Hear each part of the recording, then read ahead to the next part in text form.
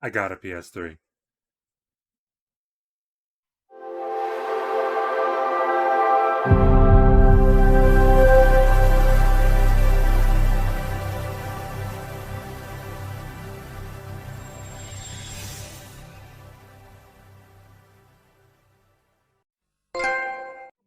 So guys, all kidding aside, it's official. I did go out and purchase myself a PS3.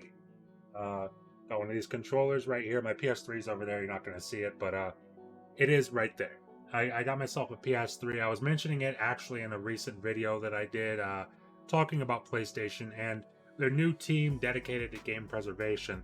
I think that's a really awesome thing going forward for PlayStation, but it kind of raises the question of like, how long is that going to take? Like, are we going to start to see games coming, within by the end of this year, like PS2, PS1, PS3 games, or is it going to be more of a over the course of this generation kind of thing? Because that's what I'm thinking. And I'm an impatient person, so I went ahead and I got myself a PS3. Now, I did own a PS3 back in the 360 PS3 generation. I really enjoyed it, but there's a lot of games I missed. I didn't play the original PS3 Ratchet and Clank games, or the PS2 ones for that matter. I didn't play Infamous. I didn't play Heavenly Sword. I didn't play Motorstorm. I didn't play a lot of these games that were exclusive to PlayStation. And I guess I'm going to be doing that now in 2022 of all times. And I figured I'd be making a video about it as well because, not a lot of people buy a PS3 in 2022. And I think it's actually a really good idea and a really good investment, honestly. And that's what I'm going to be talking about in this video. So, with that being said, let's hop right into the video.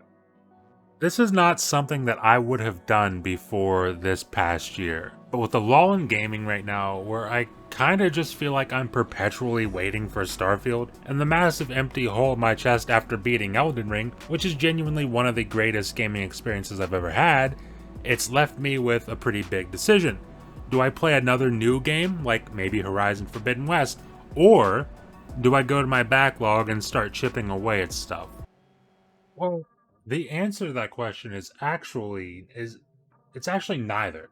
I do neither of those things, and instead I go to eBay and I buy myself a PS3 with 20 plus games and add even further to my insane backlog. Now, is that a responsible thing to do? I mean, maybe not. And I only say that because my backlog was already crazy before I got this PS3. I have over like 40 games I need to play just on my Series X alone, spanning from the original Xbox all the way to the new generation. And that's not counting my PS5 where I'm currently playing God of War 3 Remastered before I hop into the PS3 installments like God of War Origins Collection and God of War Ascension. So you're probably wondering why. Why on earth do you need a PS3 in 2022 when you've got Xbox and PlayStation really ramping up to start this ninth generation of gaming? Well, the answer is really simple. I mean, at least it's simple for me.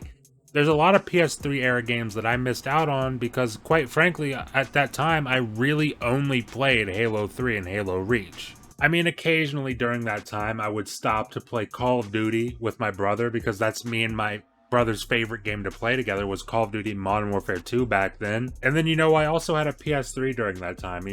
Once every couple years, the PS3 would pull me away from my Xbox and I would play the new Uncharted, I would play the new Killzone campaign, and I really enjoyed that stuff. I played the Resistance games, I love that stuff, but there's a lot of stuff that I really missed out on the PS3. Like God of War 2018 was my first ever God of War, and there's a lot of people who would say, Kratos is like the mascot of PlayStation. For me, it's always been, Nathan Drake, because I got into PlayStation really heavy with Uncharted. But, I've got these games to play. I mean, God of War Origins Collection, you can't really see it there because NVIDIA Broadcast is doing its thing. And then I got God of War Ascension to play. I mean, I've got, let's see here, Motorstorm. I've got Prince of Persia. I've never played a Prince of Persia game. Ever. I never played Sands of Time. I didn't play the PS2 games. I never played those games. I've got Heavenly Sword. I'm actually playing through that now. That game is fantastic. Infamous 1 and Infamous 2. There's a lot of stuff on the PS3. And that's just the games that I got right here. Like, there's a lot more that I need to get around to buying, but it's like Just those games there, that's a lot of stuff I missed out on back then. And then I think the biggest, most obvious reason that I got this PS3 is because of the looming questions surrounding PS3 backwards compatibility with the PS4 and PS5 consoles. I mean, yeah, sure, we've got this new team at Sony who's dedicated entirely to game preservation, and I think that's really awesome. In fact, I think it's so awesome that I recently made a video about it, and I'll leave a link to that video in the description if you want to check it out. But it still raises the question of, how long are we going to be waiting for this stuff, especially if they're only just now getting started on it? I mean, is it going to be a matter of waiting until, the end of this year, which I think is very optimistic. I think it's kind of doubtful for that. Or is it going to be more of, waiting till like the end of this generation to really start to see this stuff come to fruition for Sony? So me being the impatient gamer that I am, I went ahead and got on eBay and found out that PS3s are pretty damn cheap right now, and the games for the most part are super cheap. I think I spent a total of like $260 on a PS3 bundle plus over 20 games. That's less than the cost of a new PS4 Slim because Sony is still manufacturing those PS4s. So if you're like me and you're someone who's been debating whether or not they want to grab a PS3 for cheap right now, I couldn't recommend it enough to you. I think it's easily worth the investment. I mean, my PS3 bundle with the 5 games it came with, it's like $130, but I've seen working PS3s on eBay for as low as like $80. And with nostalgia being kind of, the in thing right now, I think it's only a matter of time before the prices start to go back up. And who knows, maybe one day in the near future you'll be able to take that disc out of your PS3 and put it right into your PS5 and play. Unfortunately, I can't do that because I have a digital PS5 because they were sold out of the disc versions when I got to the front of the PlayStation queue, and I figured, hey, if I don't get this PS5 now, then I'll be waiting forever. So I just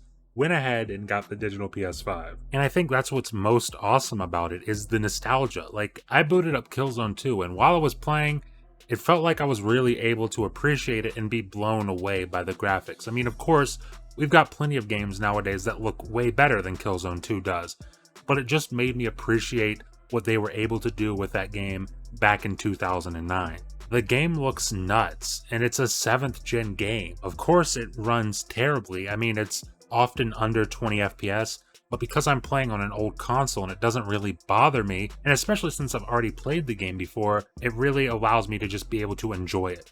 So all in all, like I said, if you're considering buying yourself an old console in 2022, I say go for it, especially if it's a PS3, and even more so if you're someone who's never owned a PS3. But before I go, I want to take a quick second to plug just a few things. I'd firstly like to plug my second YouTube channel that I run with a few fantastic gentlemen. That's called The Game Drain. We talk all sorts of stuff about video games every Sunday at 8 p.m. Eastern, and me and my buddy Ham Solo stream some games over there every Monday and Wednesday night, so definitely go check that out. I'll leave a link in the description, and I'll probably have a little video playing, right about here next to my big head, so you can see what's going on over there on the channel.